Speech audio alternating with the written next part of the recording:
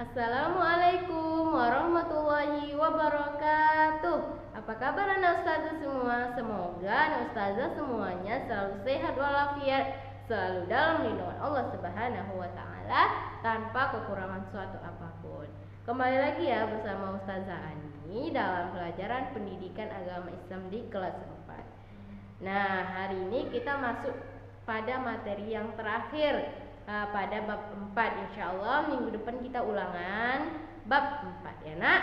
Nah, materi kita hari ini adalah tentang berwudu, bertayamum, dan mandi wajib. Nah, anak ustazah semua, berwudu, bertayamum, dan mandi wajib termasuk cara kita untuk menyucikan diri kita dari hadas sehingga kita bisa beribadah kembali kepada Allah Subhanahu wa taala. Nah, anak ustazah semua, kita bahas satu persatu ya. Berwudu. Nah, berwudu adalah bersuci dengan menggunakan air yang suci dan mensucikan. Sehingga kita bisa membersihkan atau menghilangkan hadas kecil dari anggota tubuh kita. Nah, anak ustazah semua,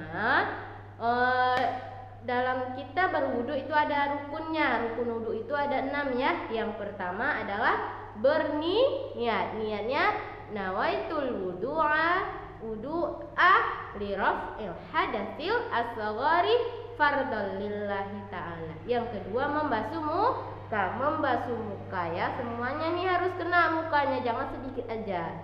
Yang ketiga membasuh kedua tangan hingga basuh tangannya sampai siku nih harus kena ya. Nah, sampai siku, kalau nggak sampai siku nanti nggak sah wudhunya. Dan yang keempat membasuh sebagian rambut kepala. Nah, kemudian yang kelima membasuh dua kaki hingga mata kaki. Dan yang keenam tertib, artinya berurutan dari niat, muka, tangan, kepala, kaki. Tertib. Jadi itu rukun wudhunya. Nah, anak ustazah semua, dalam kita berwudu ada sunnah-sunnah wudunya, yaitu membaca basmalah, berkumur-kumur, membersihkan hidung kita, kemudian melakukannya 3 kali, membersihkan telinga, berdoa sesudah berwudu.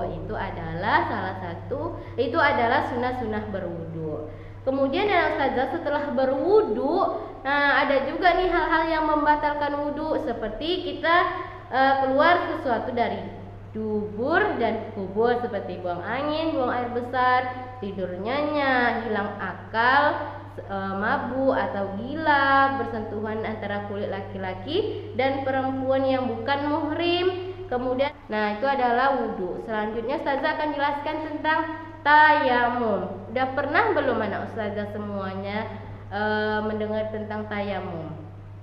Nah, tayamum merupakan pengganti wudu dengan syarat dan ketentuan tertentu. Menyapukan tanah atau debu ke muka dan ke tangan sampai siku dengan beberapa syarat yang telah ditentukan sebagai pengganti wudu. Jadi yang menyebabkan kita melakukan tayamum itu, pengganti berwudu itu adalah yang pertama karena kita sakit. Jadi kalau kita sakit, kalau misalnya terkena air, maka takut sakitnya itu tambah parah, maka kita diperintahkan untuk bertayamum sebagai pengganti wudunya. Yang kedua, karena dalam perjalanan, jadi anak ustazah nggak menemukan air ketika dalam perjalanan ingin sholat, maka boleh dengan tayamum. Dan yang terakhir yaitu karena tidak ada air, karena Allah Subhanahu wa taala telah berfirman, telah menjelaskan di dalam Al-Qur'an surah Al-Maidah ayat 6. Di dalam ayat tersebut kita diperintahkan untuk bertayamum jika tidak menemukan air.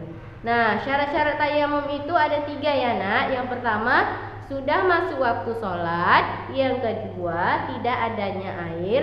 Dan yang ketiga, menggunakan debu atau tanah yang suci. Jadi harus bersih tanah atau debunya ya. Nah, bagaimana cara kita bertayamum? Yang pertama, rukun tayamum itu ada 4 ya. Yang pertama berniat. Niatnya yaitu nawaitu tayammuma li istibahatis sholati fardholillahi ta'ala.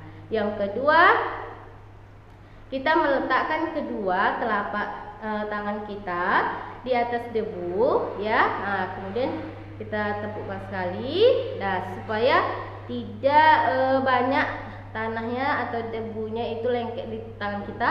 Kemudian kita usapkan ke wajah kita 1 kali saja ya nak. Kemudian kita menyapukan debu atau tanah itu ke tangan kita ya, hingga siku. Dan yang terakhir yaitu tertib, artinya berurutan dari niat, muka dan tangan. Nah, selanjutnya adalah mandi wajib. Anak ustazah semuanya sudah sering ya melakukan mandi. Jadi kalau mandi yang kita lakukan setiap hari itu namanya mandi sunnah. Nah, kalau mandi wajib ini ada hal-hal tertentu yang menyebabkan kita melakukan mandi wajib. Apa dia yang menyebabkan kita mandi wajib? Karena mandi wajib ini adalah untuk menghilangkan hadas besar yang ada di tubuh kita. Jadi caranya mandi wajib. Apa saja sebabnya? Yang pertama, selesai haid. Selesai haid bagi wanita. Kemudian selesai melahirkan. Kemudian selesai nifas, meninggal dunia, kemudian mu'alaf atau baru masuk Islam. Jadi kalau terjadi hal 5 itu dalam diri kita ya, maka kita harus mandi wajib untuk membersihkan diri kita supaya kita bisa beribadah kembali kepada Allah Subhanahu wa taala. Nah, bagaimana cara mandi wajib? Rukun mandi wajib itu ada 2. Yang pertama berniat. Bagaimana niatnya? Niatnya yaitu nawaitul ghusla li raf'il hadasil lillahi ta'ala. Artinya aku niat mandi wajib untuk menghilangkan hadas besar karena Allah Ta'ala. Yang kedua, meratakan air ke seluruh tubuh, ke kulit dan ke rambut kita. Jadi setelah baca niat, maka ustazah langsung mandi dan membersihkan diri, membersihkan tubuh kita ya nak. Sunnah-sunnah mandi wajib itu membaca basmalah, kemudian berwudu sebelum mandi, menggosok-gosok badan, mendahulukan yang kanan dan yang dibandingkan yang kiri, kemudian berturut-turut. Artinya ustazah harus melakukannya sesuai dengan rukun yang telah diajarkan oleh agama kita. Panjang ya materi kita hari ini ya, karena minggu depan kita sudah harus ulangan. Nah, jadi hari ini anak ustazah belajarnya banyak wudu, tayamum dan mandi wajib.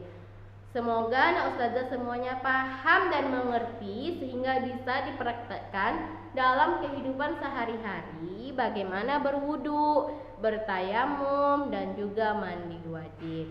Nah, anak ustazah sampai sini dulu ya materi kita pada hari ini. Sampai jumpa di minggu depan. Ustazah akhiri. Assalamualaikum warahmatullahi wabarakatuh.